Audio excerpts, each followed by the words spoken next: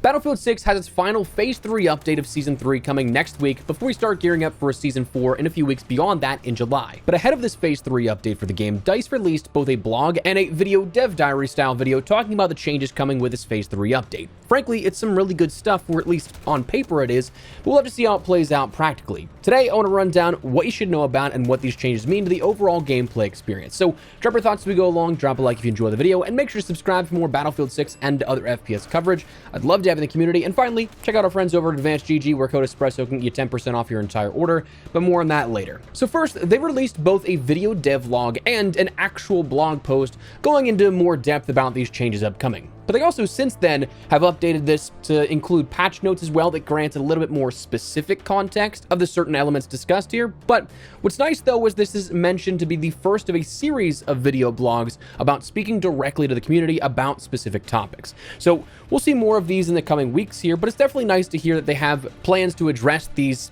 pain points or areas of effect, talking about some of these things in the coming pipeline of changes that we'll see soon. But anyways, this one focused on gunplay. They talked a little bit about weapon character, depth, infantry combat pacing, but more so gunplay depth was the main focal point. They talked about aiming, recoil compensation, weapon knowledge, and changes to each of those subcategories. So as for aiming, they said that this is of course foundational for skill in Battlefield. That's a pretty basic surface level statement here at this, but they changed bullet deviation, recoil, muzzle velocity, and bullet drag, and the sniper sweet spots with this upcoming update. So what you have for your aiming skill set is going to have a couple of major changes to each of those things you usually consider.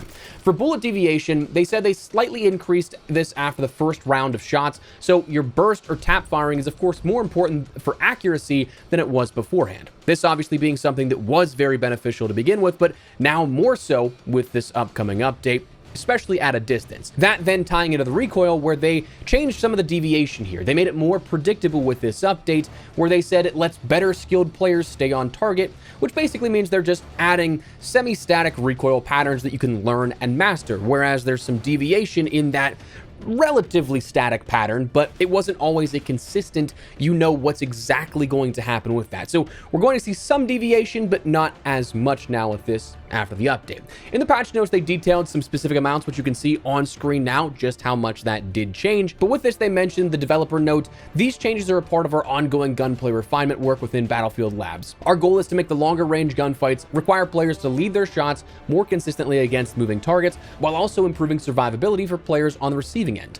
Players will notice greater projectile travel times at range, but they'll also be paired with more predictable recoil control during sustained and prolonged engagements, allowing for more situations to define your scenarios through skill. So you combine all this stuff together, you have mastery of these that you can make gunplay feel significantly more accurate, fluid, and overall better.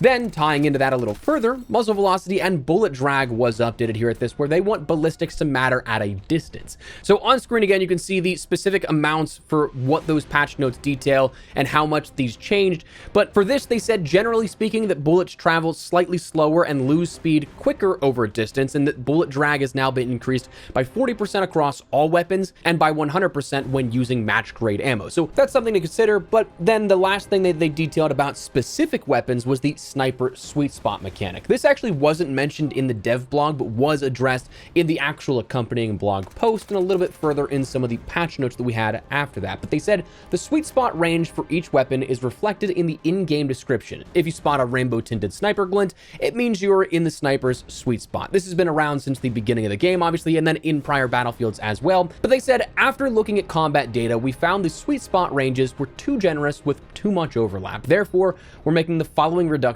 and changes. The SV98 saw a reduction from 54 to 90 meters to now 54 to 75 meters. The M2010 ESR saw a reduction from 75 to 120 meters to 75 to now 100 meters. The PSR saw a drop from 100 to 150 to now 90 to 120. The L115 saw a reduction from 120 to 175 to now 100 to 133 meters. And then the Mini Scout, they just detailed there's not a sweet spot here for this one, and that's by design. It's meant for fast follow-up shots rather than that one-hit kill potential. So that by design, but actually some pretty drastic changes to how those sweet spots act on those weapons. One of the common overarching themes we're going to mention here a couple more times within this video is that this on paper sounds great, but again, we have to see how that actually translates to in-game, if we're going to notice those differences as much as we may think on paper. Now, they detailed TTK changes, where they said, yeah, you want a fast TTK for auto weapons in close range, where slowing down limits any potential for clutch plays, but they also mentioned that tuning was absolutely necessary with the current versions that we have in the game at the moment. They said, we've heard community feedback loud and clear. As of this next update, damage to limbs and lower torsos have been reduced for all weapon classes except for shotgun and sidearms. This change generally increases the amount of shots to kill by 1 when primarily hitting these areas, but landing headshots will compensate for the lower damage dealt to limbs and lower torso. We'll also be exploring body damage multiplier changes for long distance engagements in future labs tests. So on screen, of course, you'll see these going right now, but it's specific parts of the body rewarded more now. Varying depending on classification, you'll see that these mostly target things like your extremities or your torso, so your arms, legs, abdomen, and things like that. So all while decreasing those multipliers to give a bit more risk, reward, and shot placement. They said again, even in the video, they detailed that you'll have 1 shot required more to kill than pre-patch, but this will allow for a bit slower TTK in some of those engagements while not taking away or harming any of the higher skilled shot locations in terms of being accurate. So that, again, definitely one of those things that when we talk about TTK for any game, you want to see how this plays in practicality, but on paper, it makes sense. Soldier visibility was also something they mentioned, where this is one of those smaller portions of the dev blog. Like truly, they just showed a glimpse of a before and after and kind of went past it by saying, hey, we're changing visibility around. But there was no further elaboration or anything like that. They gave the preview of the players being highlighted more in shaded areas, which does appear much more visible. And then they also tied in some discussion briefly about the network bandwidth system, where they said this is going to manage critical enemy updates, fix skipped server inputs, and better improve latency for incoming and outgoing damage. Now, that's a pretty important piece to talk about that was just kind of breezed over, but the patch notes seem to detail a little further things like client hit confirmations now display faster when receiving damage. Damage correction has been reduced by improving how client damage is matched with the server. Damage feedback is no longer delayed when taking damage from multiple sources at the same time. Damage handling has been improved when the server receives multiple damage events at once, reducing extreme cases of dying behind cover, and a few more like that. So certainly sounds good, right? But again, until we see this in practice, we can't necessarily know just how good it will be.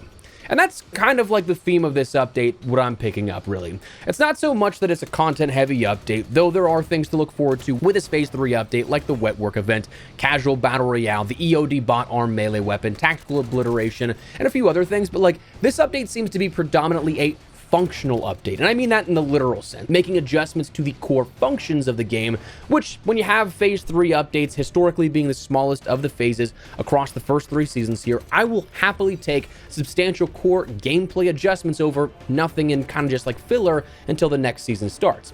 But I think for these changes that on paper, they look very good, and they seem like positives in improving the feel and intent of the gunplay in the game, but we just kind of got to wait until we have it in our hands to know just how consequential of changes these will be, how much we can actually notice it, or how much of it's really just like, all right, those are minuscule changes that were changed, but like you can't really see or feel a difference, you know? So we'll have to wait and see, but on paper, I think this is a nice push in the right direction here for, again, continuing this post-launch feedback and kind of course correction over some pain points that have been found in the community since the game's launch. But anyways, just wanted to fill you guys in here on a little bit of some Battlefield 6 discussions. Looking forward to the upcoming update next week. I'm excited to jump back on here for a little bit with that one, but just want to talk Battlefield with you today. So let me know your thoughts. And before we wrap everything up, a quick heads up, we have partnered with my friends over at Advanced GG. Again, as we've mentioned, a bit under the radar the last few months, but now going into the summer, ramping that up more and more. Advanced is the healthier energy supplement option where I use it daily as my comparable cup of coffee. Currently drinking that raspberry lemonade. Magic Rainbow Sherbet's also another one that's one of my favorites, but I'd highly recommend, and we actually co-branded that along with a few other items on their site, like a 26-ounce ice shaker. But love this stuff. If you're looking for a replacement for your own cup of coffee, give it a try. If you decide to give it a go, code Espresso and get 10% off your entire order. But no sweat, appreciate you hearing me out on this, and of course, just checking in on the videos here that you made it this far. But that said, that's going to wrap it all up. So thanks so much for watching. Let me know your thoughts down below. Drop a like if you guys enjoyed the video, and make sure to subscribe for more Battlefield 6 and other FPS content. I'd love to have in the community. But for now, thanks so much for watching. I'll see you later. Take care, and peace.